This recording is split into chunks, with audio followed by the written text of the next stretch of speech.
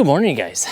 I got a story to start off with this morning. This is quite the story. It's not 100% my story to tell, so I'm just gonna give you a bit of it. But it's pretty crazy. If you like catching giant bass, this is the story for you. I'm coming out to catch a giant bass today. That's the goal of my visit to this lake today, as it always is. And we're gonna try that. I don't know if we're gonna skunk today. I don't know if we're gonna catch a giant, but we're gonna start off with a story that you should at least hear this. All right, here we go. So this here is called the Bassquatch. A local company called the Pacific Northwest Bass Candy sells these sweet little 6-inch soft plastic swim baits. I got it rigged up with a beast hook here on the front. You can cast this into pretty much anything. It's insane how weedless it is. It's probably one of, if not the most weedless lure I've ever fished with. Okay, so story time. My buddy Chris and I, you've seen him in the channel a few times. He also picked up a couple of these Bassquatches. I haven't really had a chance to go out and use this lure too much. I haven't really dedicated a day to it, but today we're going to, because my buddy Chris did something absolutely insane the other day. I think, was it yesterday or the day before? Yesterday? I think it was yesterday. He went out fishing at a brand new lake, and he has been becoming obsessed with the Bassquatch. He caught a couple good fish on one on his previous trip, and then yesterday, oh my God, he sent me a photo of a bass that is it's the biggest bass in the Pacific Northwest that I have proof and evidence of that was actually caught here in the Pacific Northwest. I've heard rumors of these, 5, 10, lots of like 7, 8, 9, 10, 11 pounders. I've heard a rumor of a 13 pounder on this specific lake I'm on, but I've never seen proof. I got to see proof of a giant bass this day. This is a post-spawn bass, so weight-wise, not exactly the craziest, probably, but go ahead and take a look at it. 23.5 inches. Buddy Chris just sent the KNFW, that's the Kayak Fishing Northwest Division's record for the biggest bass ever caught in all tournaments. It's the biggest one, 23.5 inches. This thing is freaking giant. And he caught it using the Bassquatch. So, of course, I'm feeling a little jealous today, and we're gonna come out here and freaking try to do the same. Also, our buddy Chris is getting a YouTube channel set up, and you guys, he's got a video of this thing. I'm gonna put a link down to his channel down below. He hasn't made the video yet. Anything could go wrong, I don't know, sometimes things happen, but there should be a video. By the time this video is posted, you should be able to follow a link down to go see this insane bass caught on this insane lure. You guys gotta check it out. He's an amazing friend of the channel. You guys have to, if you're watching my videos, go over and check out this video for me, will you? Give him a like, give him a comment, tell him congrats for catching the freaking biggest bass I've ever freaking seen. It's so crazy. Here we are. Let's get to it, guys. First cast. Oh, that's a good throw. Great cast.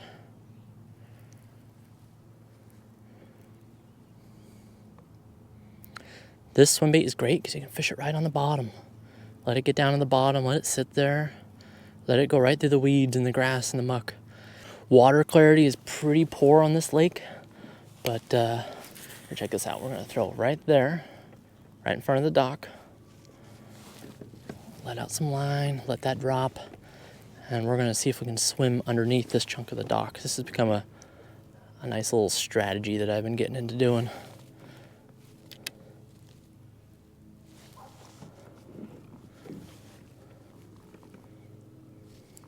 Water clarity is maybe 1.5 feet.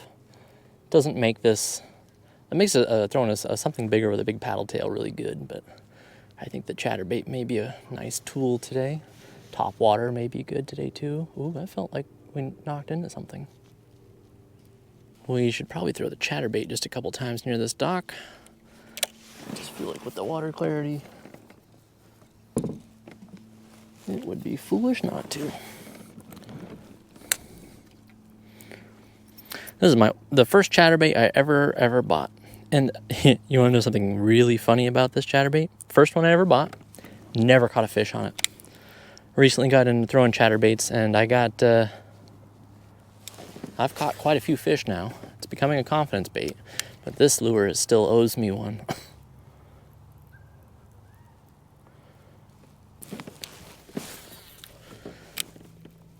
I think this combo literally may just become a designated chatterbait combo. I don't have enough. Oh no. I don't have enough combos to be doing that exactly, but I have found that I love this rod so much. This reel, the Dobbins Fury, let's see, what do we got? It's a Dobbins Fury 7-foot, medium heavy, fast action. It's got for being a fast action, it still has a lot of bend into it, and just when it doesn't miss setting hooks into the chatterbait. I used to use a Shimano SLX. That was my first rod I was using for throwing a chatterbait, and I don't know what it was, but for some reason I just freaking pulled the chatterbait out of the mouth of every fish I ever tried to hook into. But for some reason, this one does not. I think I've only done that like once, maybe. I'm just gonna make a run around the lake today, you guys. I think we'll just kind of explore around, go check out a bunch of different spots, see if we can find out where these bass are hanging out. All right, chatterbait not getting bit over here. There's a good chance that we're just not at a spot where the fish are right now. And that is why you cover water. Cover water and keep switching lures, see if you can figure out what they're biting on.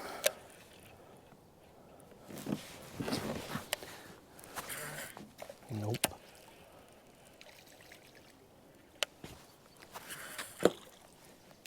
Also nope. Oh, just blew up the reel.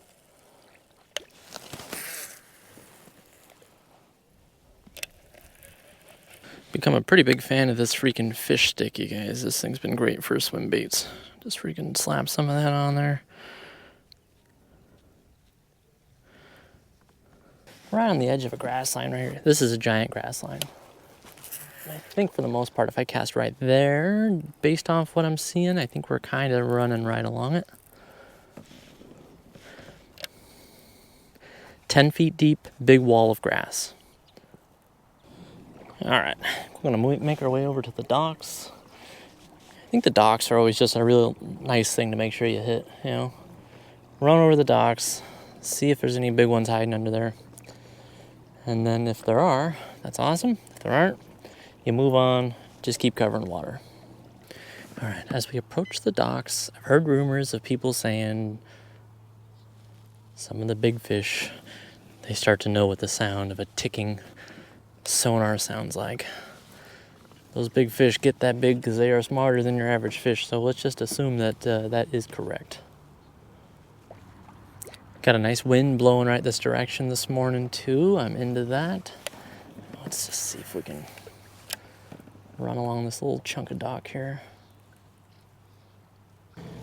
All right, so we just fished it up pretty hard on this side of the lake. We only threw moving baits and topwater. Doesn't entirely rule out the fact that there could be some fish over here, but I'm looking to just kind of do a power fishing run around the lake and see if we can find someone hiding somewhere. So we'll keep running around with the chatterbait, swim bait, and topwater. Those are the main things I really feel like fishing today, so that's what we'll be doing. What else do I got? I have one more rod. It's set up with a rattle trap on it right now, and I'm not fishing a rattle trap on this lake. Maybe I could swap that out for something else. Something tells me this lake's going to be a little bit finicky today, so we're going to go ahead and get something equipped that we can ensure that we get ourselves a fish on. And that is this, the Bitsy jig with a TRD trailer. Nice finesse option for getting down to the bottom.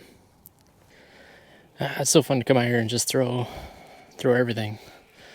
So often I come out and just like focus on learning one lure at a time.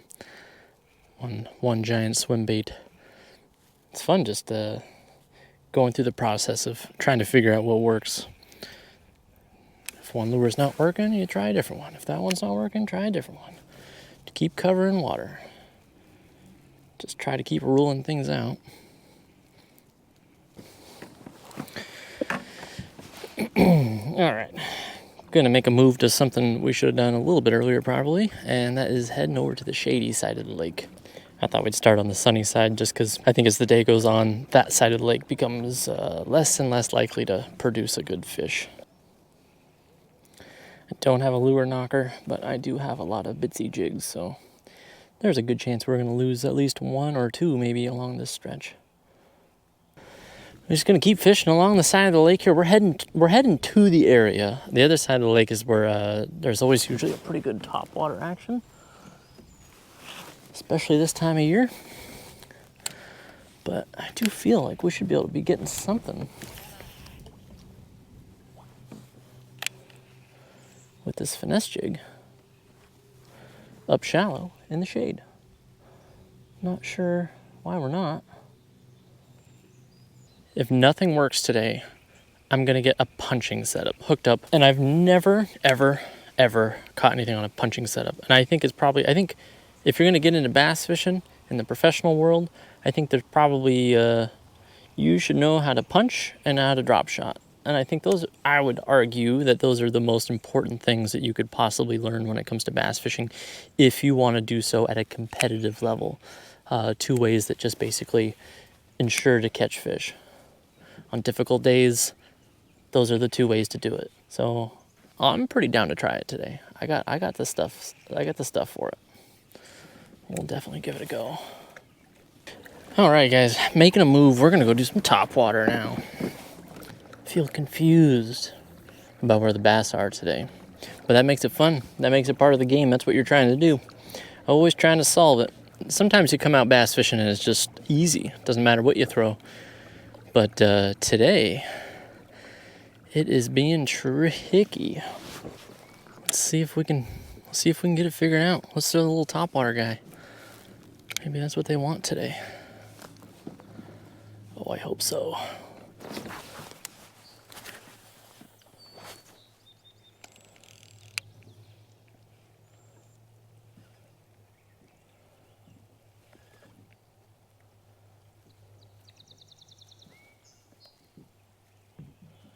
Ooh, I love, look at how that thing comes back.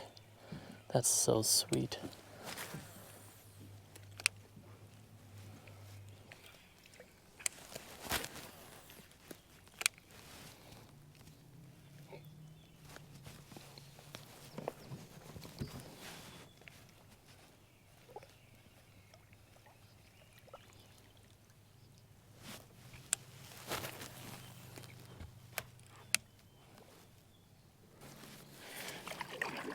All right, guys, I got good news. I just heard a topwater blow up happen up shallow.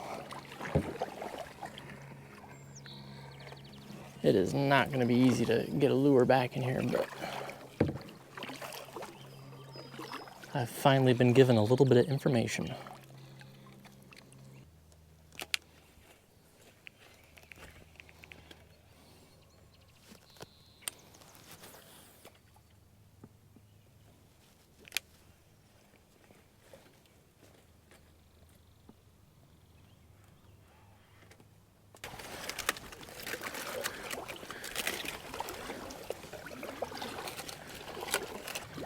All right, I've thrown the frog around a bit. I just don't think it's what we should be throwing.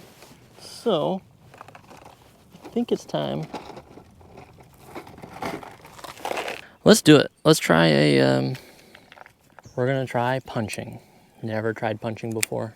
I got some hooks in here for doing this. I sure do. There's one right there. I'll be honest, super excited to give this a go. Gotta put a peg on there. If you guys have never done any punching before, it's okay, neither have I. But to my understanding, we want to throw a peg on the line. In order to do that, we just send this little thing up right here.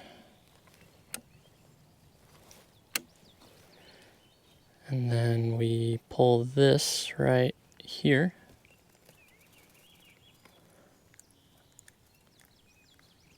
And now we have a peg on the line. I'll show you why we have that on there in a moment. We're going to put the weight on there. I would like a heavier weight, but this is what we got. Got the weight. Next, we're going to put the hook on there. All right. We got our hook set up on there now. Now we can drop that weight back down there, and now we can drop the peg onto the weight. And there we go. That is a punching hook right there. This is, I think, the second time I've ever put one on before, so, you know, it might not be right. We're going to try this Gremlin California Craw. Seems like a pretty sweet. It's the only thing I got, so hopefully it's good. Basically, we got to get the nose of that thing on there and then have the hook come down at the end of that. And then there we go. We'll have a freaking sweet. I think it goes in the tip of it. Just a little bit. And then we're going to run it all the way up. We're going to get to the end and then rotate it on there. Next, we line this up right here to where the hook we want to come out at, and that's going to be pretty much right down at the end. Ow. Make sure the hook doesn't go into your hand, but sometimes it does. And there we go. That is a punching setup right there. This might work really well, you guys. We're going to tuck the hook into the lure. Makes it weedless. And the goal of a punching setup is to flip it around heavy cover and have this thing just drop right in through the cover. And then it'll sit down there on the bottom, punch through the cover, and if there's a bunch of fish hiding in there, hopefully we catch them. I'm excited to try this. We kind of blew up this spot about as bad as you possibly can. But I do feel like there's a fish back here, so we're gonna try to sneak up here one more time. It's all about flipping. We're gonna flip it right back there. Oh yeah, this is gonna be good. And then you just kind of see if it lands on a fish. If it doesn't, you reel it out of there. You do it again. We're just gonna do it again. Let it drop. Give it a little action down there, but for the most part, you're just trying to see if you can get bit on the drop. Super weedless, so we're able to just cast right into the thick of this stuff.